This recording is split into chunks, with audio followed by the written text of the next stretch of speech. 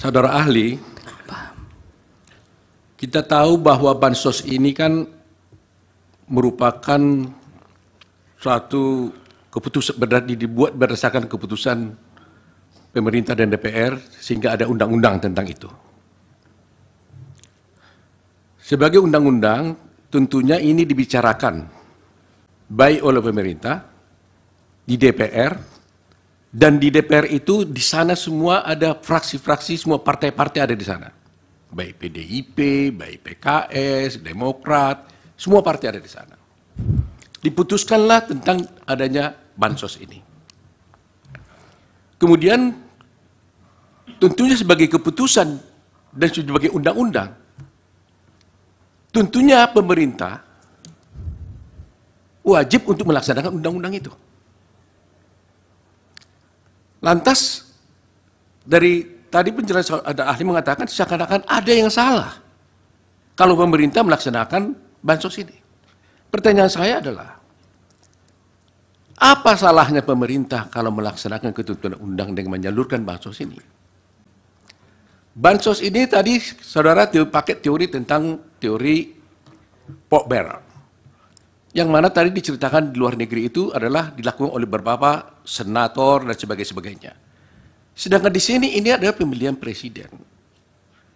Penggelontoran bansos itu bukan dilakukan oleh salah satu segmen tertentu, tapi oleh pemerintah yang di-backup dan didasarkan pada undang-undang. Dan dibicarakan oleh semua partai yang ada di sana. Sehingga tidak ada nuansa untuk menguntungkan satu orang saja, tapi berlaku bagi semua pihak yang ikut dalam pilpres tersebut. Lantas pertanyaan saya, apa yang salah? Kenapa dasar saudara menyalahkan pemerintah ketika dia melaksanakan undang-undang dan menyalurkan bansos sesuai perintah undang-undang kepada masyarakat? Itu aja pertanyaan saya. Terima kasih. Disambung oleh pertanyaan dari rekan saya yang datang. Satu lagi kalau masih ada. Cukup? Baik, Yang Mulia. Menyambung dari pertanyaan rekan sejawat kami Prof. Otto, saya ingin bertanya kepada ahli. Saya sangat tertarik dengan teori gentong babi yang dipaparkan oleh ahli. Pertanyaan saya, pada tahun 2004, SBY bisa memenangi Pilpres atas Megawati. Apakah teori gentong babi ini juga berlaku? Yang kedua, tahun 2014, Jokowi menang atas SBY dalam Pilpres. Dan kita ketahui bahwa Jokowi bukan petahana atau didukung petahana. Demikian juga Megawati, SBY waktu itu juga bukan petahana dan bukan didukung oleh petahana waktu itu Megawati. Apakah berlaku juga teori gentong babi ini? Pertanyaannya adalah, apa korelasi teori gentong babi yang ahli sampaikan dengan yang tadi disebut-sebutkan nama Prabowo dalam Pilpres 2024 ini? Prabowo bukan petahana, dan di dalam kabinet yang menjadi calon wakil presiden juga ada menteri, Mahfud MD. Ada gubernur, Ganjar Pranowo. Ada mantan gubernur, Anies Baswedan. Mereka sama-sama dalam satu lingkup kekuasaan eksekutif. Monggo, silakan dijawab oleh ahli. Baik, dari Bawaslu cukup ya? Cukup, Yang Mulia. Dari Hakim? Baik, silakan Pak Faisal. Terima kasih Yang Mulia. Terima kasih untuk pertanyaan-pertanyaannya. Pertama, produksi turun 0,6 sekian juta ton. Kenapa harga terus meningkat? Ya, lazimnya kalau import itu sudah masuk, harga turun, spekulan beras tidak berani naik-naikkan harga karena Bulog punya kekuatan untuk membanjiri pasar. Kok itu tidak terjadi berbulan-bulan? Dan puncaknya bulan Februari. Puncaknya bulan Februari. Oleh karena itu, hampir bisa dipastikan secara teoritis pun mendukung bahwa digunakan untuk kebutuhan tidak semata-mata untuk stabilisasi harga. Supermarket modern kekurangan pasokan. Dan ini menariknya di pasar-pasar tradisional ada tapi terbatas, harganya mulai naik gitu. Masyarakat luar biasa yang mulia menyiasati, saya melihat dengan mata kepala saya sendiri karena saya suka mengamati di pasar. Jadi mereka beli biasanya yang kualitas 11.000 sekarang jadi 14.000, mereka belinya separuh saja, yang separuhnya lagi kualitas rendah. Jadi ya itulah cara masyarakat itu survive karena luar biasa. Oleh karena itu hampir bisa dipastikan mungkin juga susut dimakan tikus, ada hawa tikus nasional sehingga gudang-gudang Bulog tergerus habis gitu.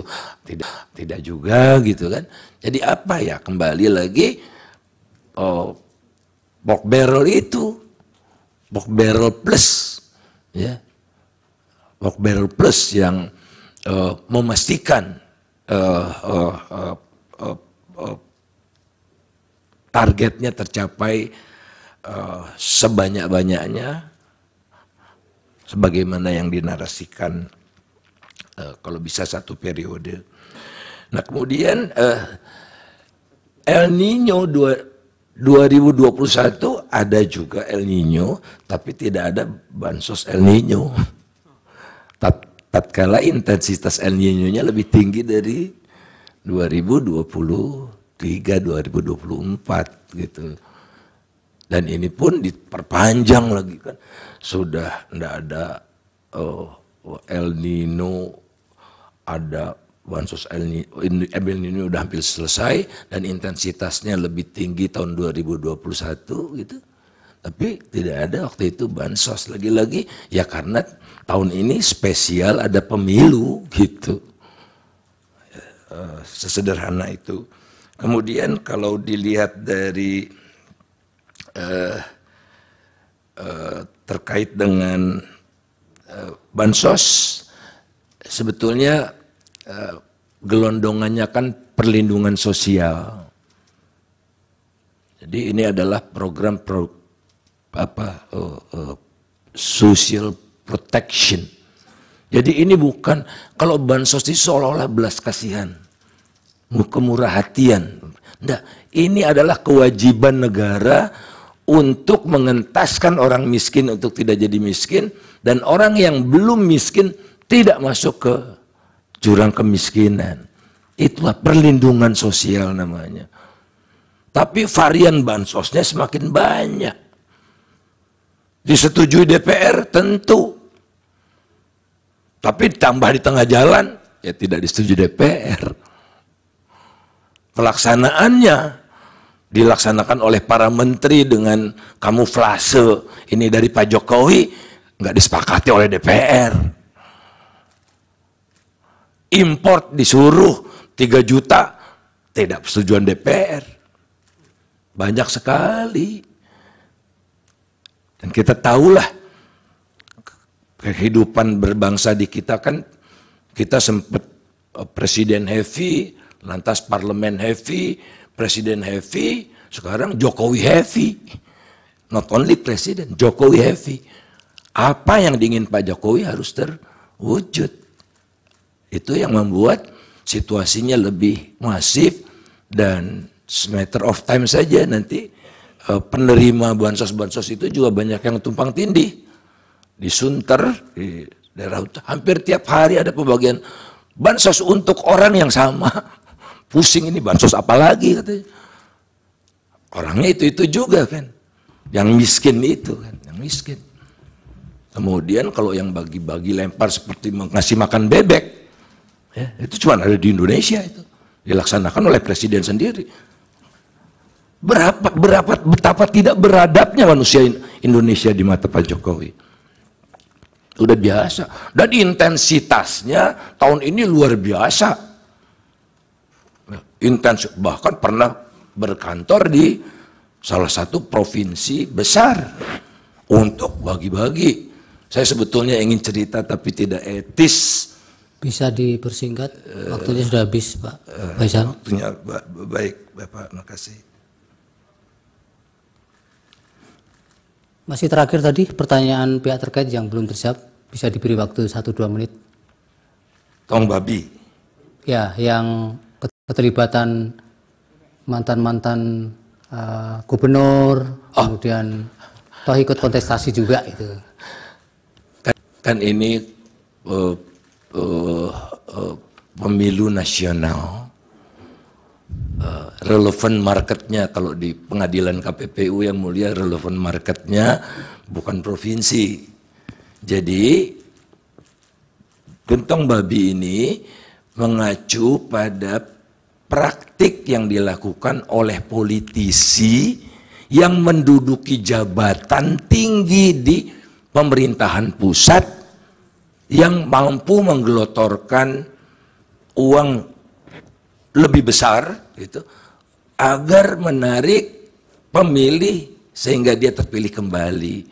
Jadi beda relevan market kalau kita bicara gubernur, bupati dan sebagainya, karena yang dihitung adalah nasional, dan gubernur atau bupati tidak punya aparat sampai ke seluruh Indonesia. Gubernur Jawa Timur tidak bisa memerintah kepala desa di Papua, nggak bisa. Tapi kalau presiden bisa, kalau menteri dalam negeri bisa, polisi bisa. Itu kira-kira bedanya. Baik, terima kasih. Pertanyaan kami juga belum dijawab Yang Mulia. Sudah tadi, keterlibatan DPR tadi kan? Ya, tapi Hanya memang ada beberapa actionnya yang kemudian tidak match, itu tidak maunya DPR. Sudah dijawab tadi? ya, Pada bagian mana yang dijawab? apakah memang pemerintah yang melaksanakan ketentuan undang-undang tentang bansos itu, apakah bisa dipersalahkan pemerintahnya kalau dia melaksanakan ketentuan undang-undang? Saya rasa jelas tidak perlu dipermasalahkan. Ya, pemerintah wajib untuk melindungi rakyatnya, membantu bantuan sosial kalau ada bencana alam, kalau ada gempa bumi, ada tanah longsor, ada El Nino, dan semuanya ada indikatornya. Oke, cukup Pak. Yang Mulia, mungkin ada miss sedikit. Pertanyaan saya tadi bukan menyangkut gubernur. Pertanyaan saya tadi adalah bagaimana ketika tahun 2004 itu SBY bisa menang atas Megawati dalam Pilpres, dan kemudian 2014 Ya, Jokowi ada yang menang ditambahkan Pak Faisal dalam Pilpres. berkaitan dengan itu? Ya, itu belum dijawab. Tidak masuk dalam kriteria politik gentong babi karena Pak SBY waktu itu bukan incumbent. Pak SBY incumbent pada pemilu berikutnya. Setelah itu dia tidak menyiapkan dinastinya, anaknya. Jadi dia bebaskan waktu yang Baik, cukup Pak Faisal. Terima kasih waktunya. Mudah-mudahan dapat dipertimbangkan untuk dapat menjadi pertimbangan mahkamah dalam menjatuhkan putusan. Cukup keterangannya. Terima kasih. terima kasih yang mulia.